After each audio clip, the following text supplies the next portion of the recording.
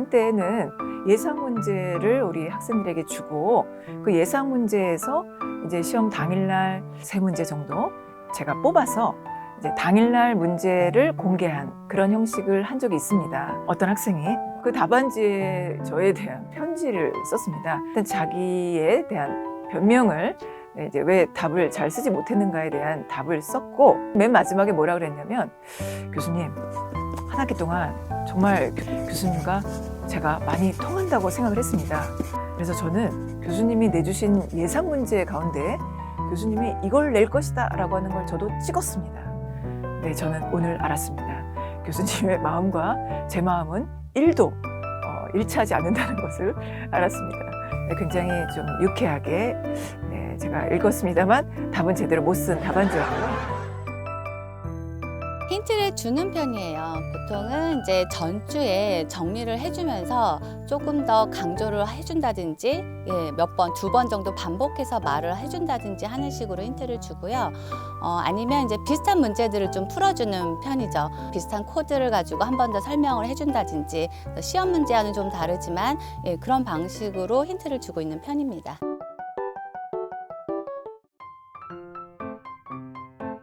학생들끼리 이렇게 인터랙션도 굉장히 중요하게 생각을 하기 때문에 주로 이제 소그룹으로 이렇게 디스커션도 좀 많이 시키는 편이고 해서 팀 프로젝트를 좀 그것의 연장선으로 좀 생각을 했으면 하는 또 그런 바람도 있고요.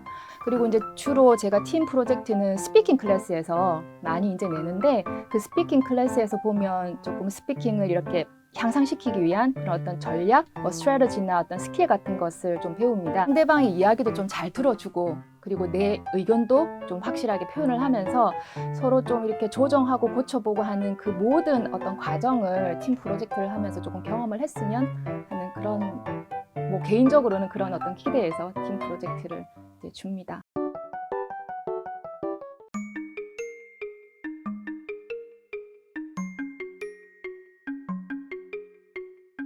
네, 저는 그런 생각이 듭니다. 개인적으로는 우리 외대, 우리 학부의 학생들이 굉장히 총명하고 아주 스마트합니다.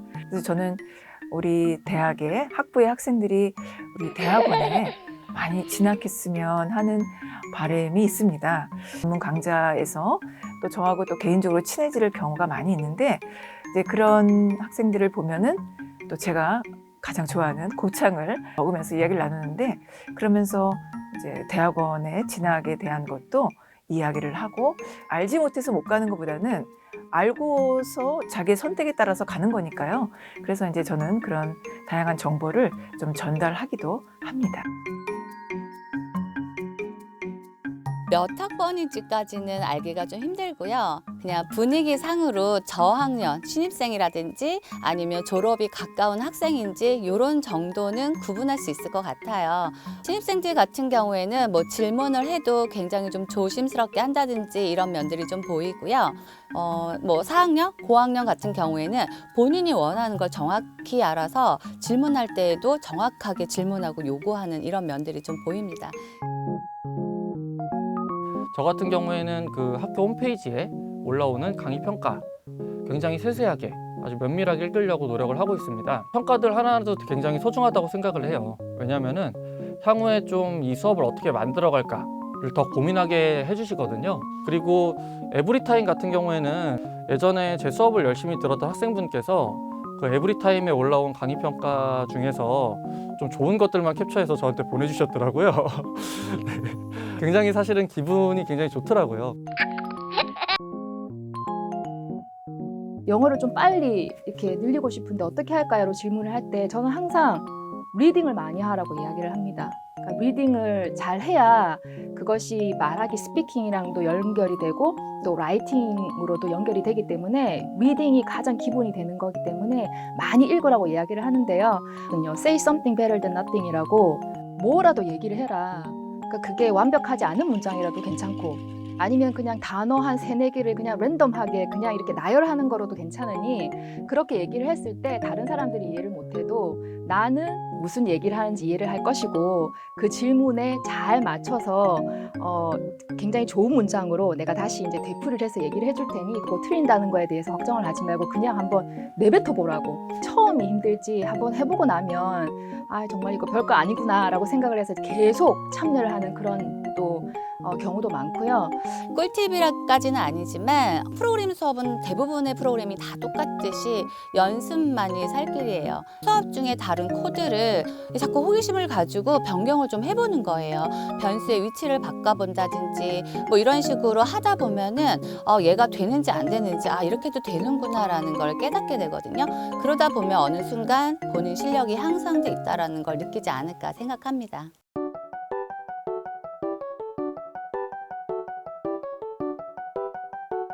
방학은 저는 좀 알차게 보냈으면 좋겠다고 생각을 하는데 방학에 꼭 뭐 공부도 참 좋죠. 공부도 좋은데 공부 이외에 우리가 학기 중에 할 수 없었던 본인의 취미 활동이라든지 이런 것들을 충분히 좀 해보셨으면 좋겠고요.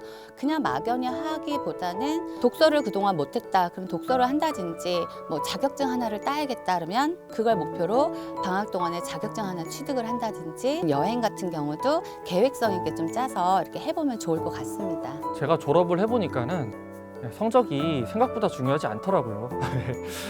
물론 성적을 잘 받아서 좋은 데 취직하고 이렇게 하셔서 안정적인 삶을 꾸려가시는 것도 중요하지만 자기가 이 과정들을 통해서 인생을 살아가면서 어떤 고민들을 조금 더 잘 만들어갈 수 있을까를 고민하고 사회적인 활동이라든가 어떤 정치적인 현안들에 대해서도 지성인으로서 자기가 어떻게 활동을 해가야 될지 이런 것들을 좀 스스로 고민해보고 좀 타인들과도 동아리 활동이라든가 이런 것들을 통해서 만들어갈 수 있는 시간들을 대학을 다니는 동안 좀 마련을 해보면 어떨까라는 생각도 가지고 있습니다. 전공을 선택을 해서 왔기 때문에 전공 공부를 열심히 해야 되는 거는 그거는 이제 당연한 것 같고요.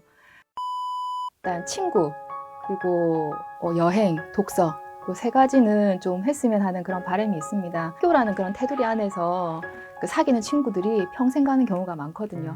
제 경험으로도 그렇고 그래서 좀 다양하게 뭐 동기라던가 아니면 뭐 동아리를 통해서 아니면 뭐 스터디 그룹이나 이런 데서 만나는 그런 친구들과 좋은 관계를 유지하는 것도 굉장히 중요할 것 같고 그리고 여행을 되도록이면 좀 많이 해보셨으면 좋겠는데 나와 다른 어떤 문화에서 그 사는 사람들이 어떤 생활을 하는지 어떤 문화에서 어떤 다른 환경에서 이렇게 생활을 하는지 그 사람들의 어떤 모습을 잘 보는 것도 굉장히 좀 중요할 것 같다라는 생각이 들고요. 지금 여러분의 때가 인생에서 얼마나 귀중하고 또 얼마나 멋진 그 보석과 같은 반짝반짝거리는 그 시간인지 알고 있나요? 뭐 실패해도 괜찮아요. 실패한 것이 여러분에게 더욱더 그 좋은 자양분이 되고 밑거름이 될 수 있습니다. 그러니까 실패를 두려워하지 말고 여러분 스스로가 가치가 있다 라고 생각되는 일이 있다면 조금은 용기를 내서 그 가치가 있는 일에 도전해보면 그렇게 쌓아져가는 대학 생활 그 시간들이 의미 있고 충실한 그런 시간으로 만들어가지 않을까. 자신을 갖고 또 자기 자신을 믿고 다른 여러 주변에 있는 친구들과 함께 그 청춘의 시간을 연애도 하면서 잘 보내기를 바랍니다. 화이팅! 외대생 여러분 사랑합니다. 외대인 여러분 응원합니다. 화이팅! 여러분 정말 진심으로 응원합니다. 사랑합니다. 외대생 여러분 응원합니다. 화이팅!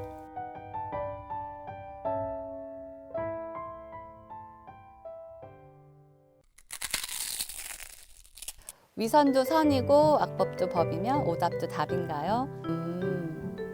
답할까요? 예, 번호가 참 귀엽네요. 네.